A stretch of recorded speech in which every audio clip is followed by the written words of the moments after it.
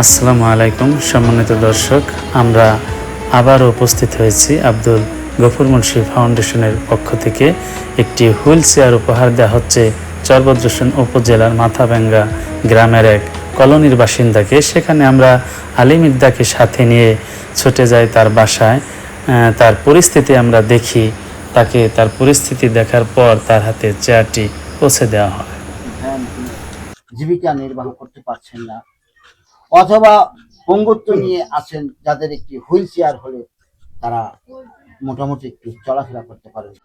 চরভদ্রসন উপজেলা বিএনপির সম্মেলন প্রস্তুত কমিটির সদস্য আলিমুজ্জামান আলিমিদ্দা, ওনার কাছে এই মহিলা যাকে দেখছেন ওনার হাজবেন্ডের জন্য আমাদের আলিমিদ্দার কাছে আবেদন করেন। আজকে আমরা ওনাদের হাতে সেই হুইল চেয়ারটি পৌঁছে দেব। এখন দেখাচ্ছি যার জন্য এই হুইল চেয়ারটি, তার পরিবারের সাথে আমি কথা বলবো। আচ্ছা, আপনি কাকে বলছিলেন হুইল চেয়ারের কথা? কার কাছে বলছেন? দাদার কাছে বলেছি। এই দাদার কাছে বলছেন? হ্যাঁ, দাদার নাম আলিমিদ্দা। আলিমিদ্দা। আলিমিদ্দারে বলছিলেন? হ্যাঁ। আলিমিদ্দা তাহলে আপনার কথা রাখছে? কথা রাখছি। আচ্ছা, বিসমিল্লাহির রহমানির রহিম। আমার এই মহিলা যখন ইলেকশন করি, তখন আমি জাতীয় ইলেকশন, তখন উনি আমার সাথে পরিচিত হয়।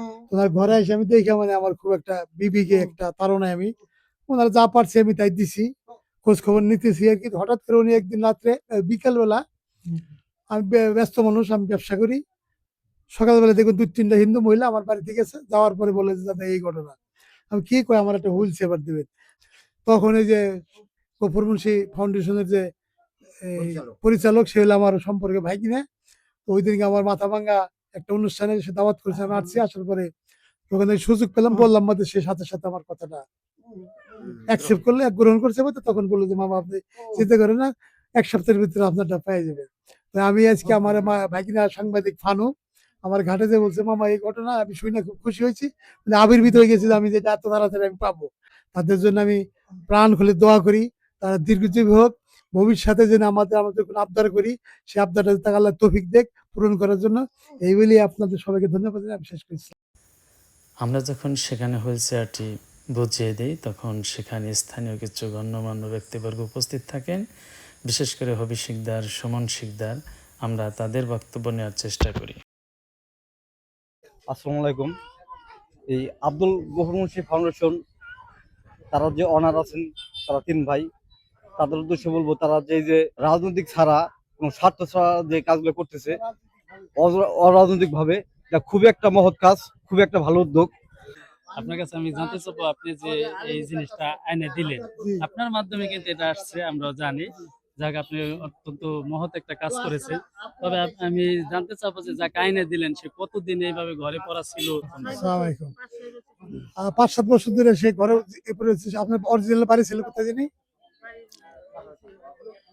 মাগুরা থেকে যে আসছে, আমাদের ইউনিয়নে ভোটার হয়েছে সে, আমাদের চরভদ্রসন ইউনিয়নে, এবার আমার 3 নম্বর ওয়ার্ডে।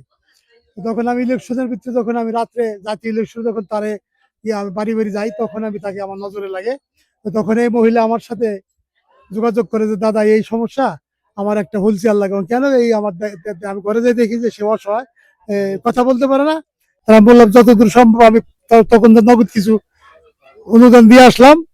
যাওয়ার পরে দাদা এই ঘটনা, বললাম যে ঠিক আছে, আপনি যেগুলো আইলেন আমি দেখবো, চেষ্টা করি। তো একদিন যদি মানুষের সাথে পাশে দাঁড়াইতে পারে, আর আমরাও যদি তাদের সাথে সহযোগিতা করতে, এই জন্য আমি আপনাদের সবাইকে, গফুর ফাউন্ডেশন সবাইকে আমি ধন্যবাদ জানিয়ে আমার বক্তব্য শেষ করছি। আমরা আলিমিদ্দার উপস্থিতিতে চেয়ারটি দিলীপ শাহের স্ত্রীর হাতে তুলে দেই। আজ এই পর্যন্ত। দর্শক, আপনারা ভালো থাকবেন, সুস্থ থাকবেন। ধন্যবাদ সকলকে।